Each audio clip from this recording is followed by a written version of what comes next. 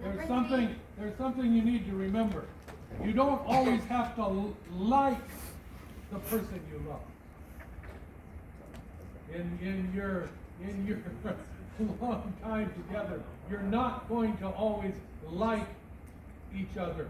But if you ask God, give us your love, then that will overcome your occasional dislike of the other person. Okay. Thank you. Number 3 would be for Sister Berenice. What was a deciding factor for you to marry Elder John? As I said, for the first year we were together, so I could observe. And then I could see that he had a genuine relationship with God. And to me, that was the most important factor. Although we had a lot in common, but that was not the deciding factor. And my dad, both my parents, especially my dad, he said that you have to choose a man who loves God first. If he loves God, he will definitely love you, and you'll have a good footing to start your marriage. And so through that, I could then decide that he had a great love for God, and that to me was the most important and deciding factor. Amen. I think that is the number one thing. And of course, the love for God, and very gentle and kind and patient and very humorous. I agree, humor is important. Witty. Time, we'll just move on to the next questions. I have another question here.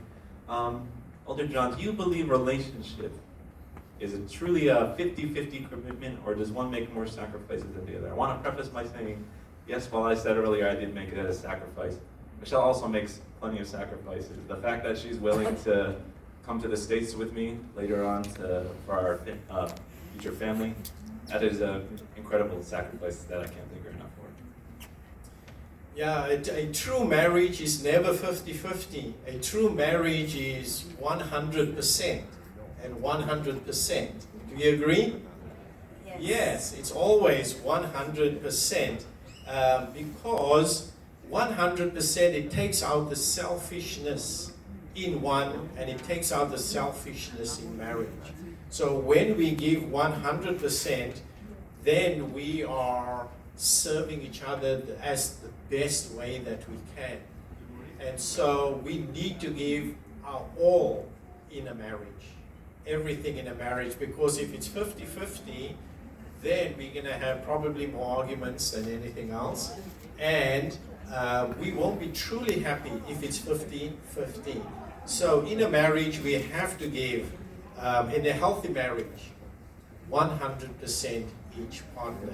So, and by that we give our very best. And of course, how can we do that? It's only by the grace of God. Because as human beings, we are all selfish people. It's what I want, and for you, it's what you want. But in a marriage, it must be 100-100. So that we become selfless. And we think of our partner first before we think of ourselves. And that is a 100-100 marriage.